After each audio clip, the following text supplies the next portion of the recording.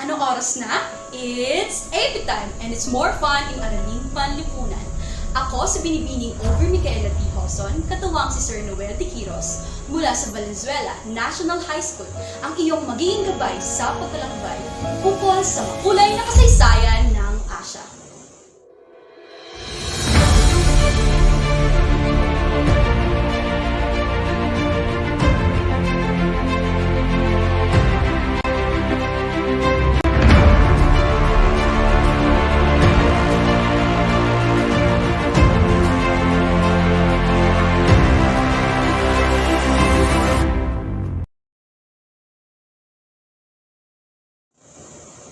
Handa ka na bang matuto sa araw na ito? Mabuti kung ganon. Ihanda mo na ang iyong papel, ballpen at ang iyong self-learning module at sabay-sabay nating lakbayin ang makulay na kasaysayan ng Asya. Balikan muna natin ang ating mga napag-aralan tungkol sa pag-usbong ng nasyonalismo sa silangan at timog silangang Asya. Sa larong Rambo Letra, iayos ninyo ang mga pinaghalong letra upang makabuo ng isang salita na tumutugon sa inilalarawan ng pangungusap. Handa na ba kayo? Kung handa na kayo, para sa unang pahayag. Pangunahing layunin upang wakasan ang panghihimasok ng mga mananakop sa kanilang pamumuhay at kabuhayan. Mayroon kang 10 segundo upang i-type ang iyong sagot.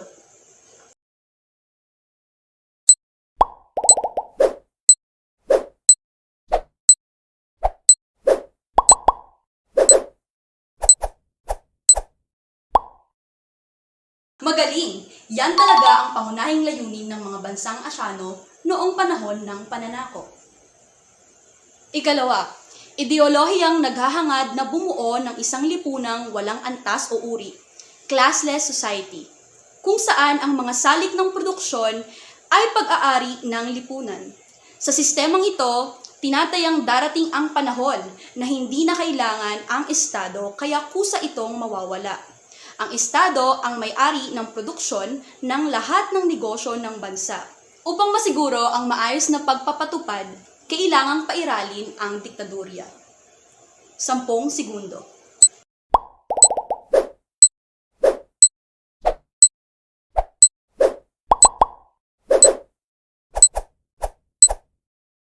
Mahusay! Talagang mahuhusay ang mga kabataang Valenzuelano. Para sa ikatlong pahayag. Tumutukoy ang ideolohiyang ito sa kapangyarihan ng pamahalaan na nasa kamay ng mga tao at ang pagkakapantay-pantay ng mga mamamayan sa tingin ng batas at sa iba pang pangunahing aspeto ng pamumuhay.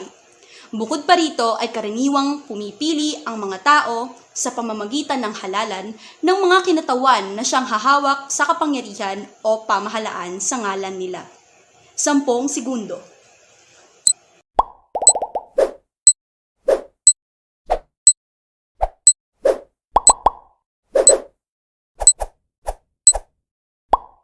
Tama! Sa kasalukuyan, maraming bansa sa Asya at sa mundo ang demokratiko. Para sa ikaapat na pahayag. Ito ay isang sistema o lipon ng mga ideya o kaisipan na naglalayong magpaliwanag tungkol sa daigdig at pagbabago nito. Ang mga halimbawa nito ay demokrasya, kapitalismo, monarkiya, totalitarianismo, otoritarianismo, sosyalismo at komunismo. 10 segundo.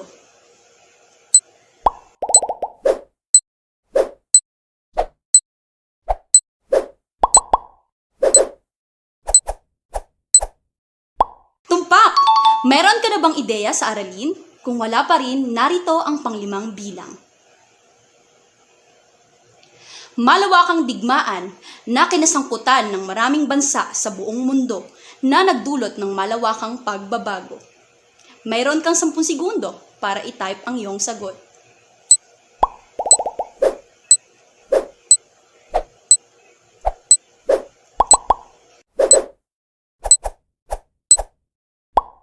Mahusay!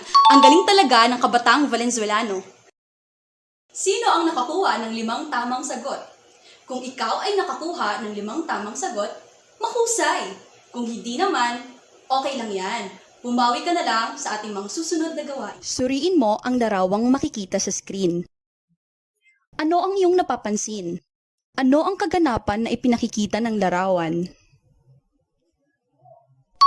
Tumpak! Ang nakikita mo ay ang mga kuhang larawan noong una at ikalawang digmaang pandaigdig.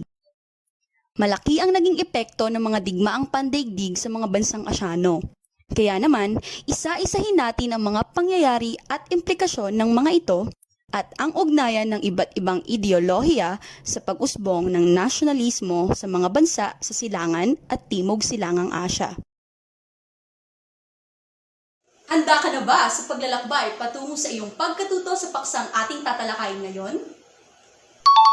Ang layunin ng ating aralin ay nakaangkla sa MELS o ang pinakamahalagang kasanayang pampagkatuto na natatalakay ang karanasan at implikasyon ng mga digmaang pandaigdig sa kasaysayan ng mga bansang Asyano. Nasusuri ang iba't ibang ideolohiya sa pag-usbong ng nasyonalismo at kilusang nasyonalista. At ang tiyak na layunin sa aralin na ito ay natutukoy ang matinding epekto ng mga digmaang pandaigdig sa paglawak ng mga kilusang nasyonalista. Naiisa-isa ang ideolohiya na may kaugnayan sa malawakang pag-usbong ng kilusang nasyonalista. Ang pananakop at paniniil sa mga bansa sa Silangan at Timog Silangang Asya ay naglunsad ng pag-usbong ng diwang makabansa bilang tugon sa pag-aabuso at pagyurak sa karapatan ng mga bansa sa Silangan at Timog Silangang Asya na ang tanging mitiin ay magkaroon ng kalayaan. Ang una at ang ikalawang digmaang pandaigdig ay nakaapekto upang makamit ang kalayaan dahil sa unang digmaang pandaigdig, nagbago ang balance power na hindi na lang mga Europeo ang nakilala bilang makapangyarihang bansa. Nakilala ang Japan dahil pinalakas nito ang kanyang hukbong militar. Isinulong na rin ito pagkatapos ng digmaan ang racial equality o pantay na pagtingin sa lahi na hindi pinansin ng mga kanluranin. Dahil naman sa ikalawang digmaang pandaigdig, lumakas ang nasyonalismo sa Timog Silangang Asya. Napabilis ang paglaya kaya maraming mga bansa sa Timog Silangang Asya ang lumaya pagkatapos ng ikalawang digmaang pandaigdig. May iba't ibang ideolohiya at paniniwala rin ang niyakap ng mga bansa sa Silangan at Timog Silangang Asya.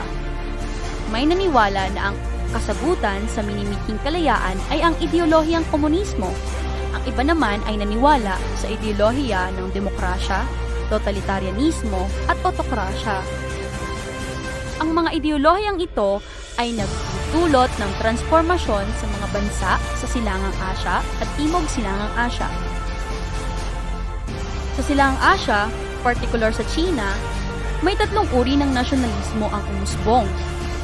Una ay ang nasyonalismong tradisyonal na ang layunin ay paalisin ang mga kanluranin at ang mga impluwensya nito na pinangunahan ng samahang Boxers.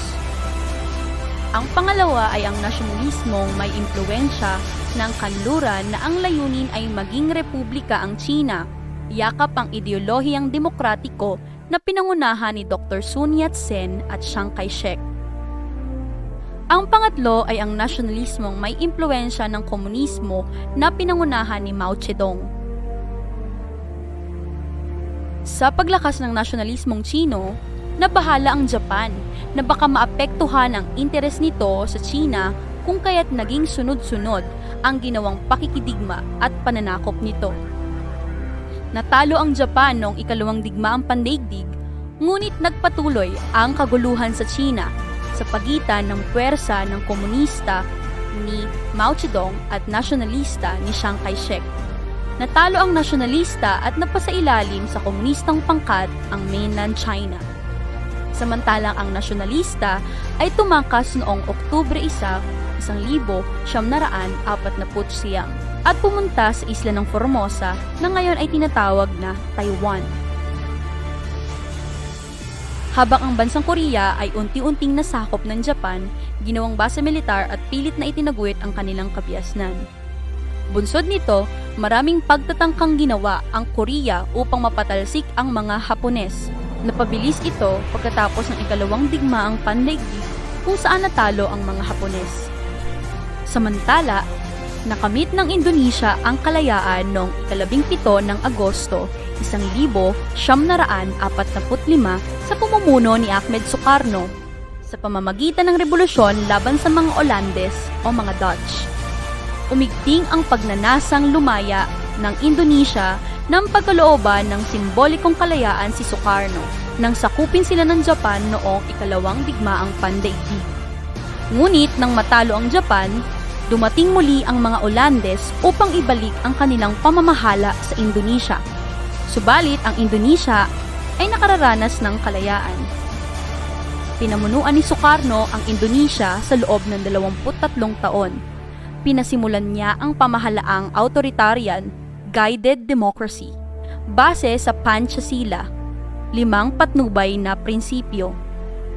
Una, paniniwala sa Diyos. Ikalawa, nasyonalismo. Ikatlo, pagkakawanggawa. Pang-apat, katarungang panlipunan. At ikalima, demokrasyang gagabayan ng karunungan. Tinanggap at ipinagbunyi ito ng mga tao at ginawa siyang Pangulong Panghabang Buhay noong 1963. Subalit, ang lubos niyang kapangyarihan ang naging dahilan ng pang-aabuso niya sa kapangyarihan. Sa kabilang dako naman, sa bansang Myanmar o Burma, sumiklab ang ikalawang digmaang pandaigdig. Nasakop ng Japan ang Burma. Ang kaganapang ito ay sinamantala ng mga Burmese at idineklara nila ang kanilang kalayaan mula sa Great Britain. Subalit sa kabila ng paglaya mula sa mga Briton, ay nananatili pa rin ang katotohanan na sila ay sakop ng isang dayuhang bansa. Muling nakipaglaban para sa kalayaan ang mga Burmese, ngunit sa pagkakataong ito ay upang mapalayas ang mga Hapones. Nakaranas ng kahirapan ang mga Burmese sa pamamalakad ng mga Hapones kaya nagtatag sila ng kilusan laban sa Japan. Ito ay ang Anti-Fascist People's Freedom League o AFPFL sa pamumuno ni Aung San na binubuo ng mga makademokratiko at komunistang pangkat.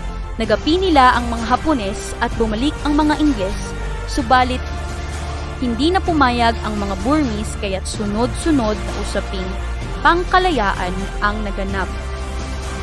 Bunga nito, pinagtibay ang kasunduang Anglo-Burmese na nagpapahayag ng kalayaan sa Burma noong ika-4 ng Enero 1948. Sa kasawiang palad, pinatay si Aung San at ang kanyang gabinete ng upahang armado ng kanyang talunang kalaban na si Usaw. Nang maaresto si Usaw, ay ipinagpatuloy ni Uno ang naiwan ni Aung San. Sa bansang Pilipinas naman, nakamit ng mga Pilipino ang kalayaan noong 12 ng Hunyo 1878 sa pamumuno ni General Emilio Aguinaldo. Nakipagsabuatan ang mga Amerikano sa Pilipino upang matalo ang mga Espanyol sa digmaang Espanyol-Amerikano, kung saan natalo ang mga Espanyol. Nakala ng pamunuan ni Aguinaldo na aalis na ang mga Amerikano sa Pilipinas at ipauubayan na ang pamumuno sa Pilipino. Kaya idineklara ang kalayaan at nagtatag ng isang demokratikong pamahalaan. Pansamantalang natigil ang pananakop ng mga Amerikano nang tayo'y masangkot sa ikalawang digmaang pandaigdig. Nilusob tayo ng Japan dahil kaalyado natin ang Amerika. At dahil nasa ating bansa ang pinakamalaking base militar ng mga Amerikano na matatagpuan noon sa Olongapo. Sa kasagsagan ng digmaan, iniwan tayo ng mga lider Amerikano at natira tayong lumalaban at nagtatanggol sa ating kalayaan. Nasakop tayo ng Japan sa loob ng 5 taon. Natalo ang Japan sa ikalawang digmaang pandaigdig, kaya binalikan tayo ng mga Amerikano. Kaya bilang pagpamamalas ng nasyonalismong Pilipino, ay pinasimulan ng mga ilustrado na nagtatag ng pilusang propaganda at ipinagpatuloy ng mga katipunero na nagpasimula ng katipunan hanggang sa nakamtan ng mga Pilipino ang kasarilan. Upang mas madali ninyong maunawaan ang mga ideolohiya at sistemang politikal ng mga bansa sa Silangan at Timog Silangang Asya, Narito ang chart na maaari ninyong i-screenshot o kuhanan ng larawan.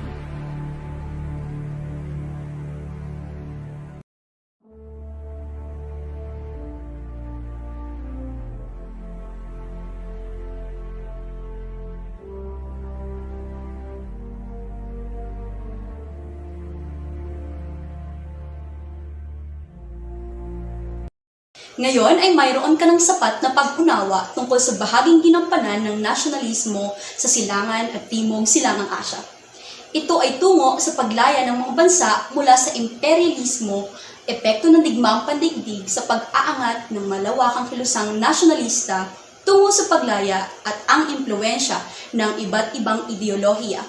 Ideolohiya ng malayang demokrasya, sosyalismo, at komunismo sa malawakang kilusang nasyonalista sa Silangan at Timog Silangang Asya tungo sa paglaya. Nalaman natin na naging malikhain ang mga pinuno sa pagtuklas ng uri ng pamahalaan at ekonomiya sa kanilang sariling paraan. Ang ilan ay dumaan sa digmaan at karahasan kagaya ng Indonesia, Pilipinas, Burma at Korea.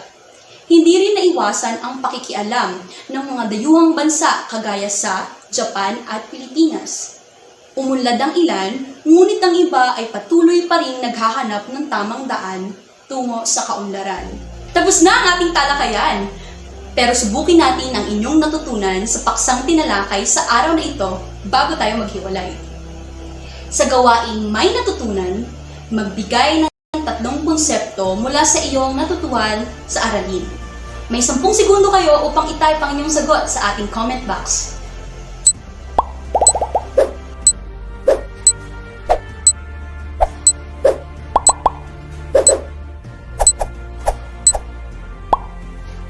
Sa gawaing Historyax, gamitin ang heart at like reaction buttons at piliin ang tamang sagot batay sa tinutukoy ng bawat pahayag. Para sa unang bilang, ang bansang ito ay nanguna sa kolonyalismo noong ikalawang digmaang pandaigdig dahil sa pinalakas nitong hukbong militar. Meron kayong 5 segundo para sumagot. Tumpak! Ito ay ang bansang Japan. Ikalawang bilang. Ito ang Formosa sa kasalukuyang panahon.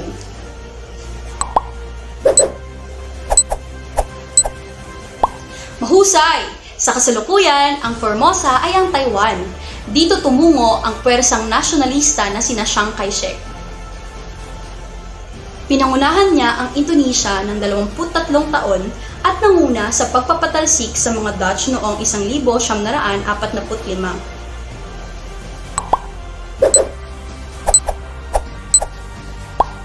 Magaling!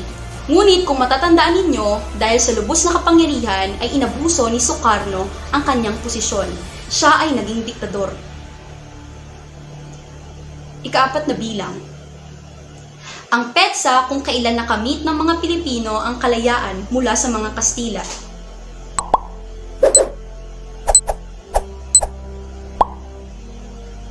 Tumpak! Malapit nang ipagdiwang ang 123rd Philippine Independence. Abangan ninyo ang mga gawaing nilatag ng inyong Araling Panlipunan Department. Ika-5. Ideolohiyang ginagamit ng maraming bansa sa Asya.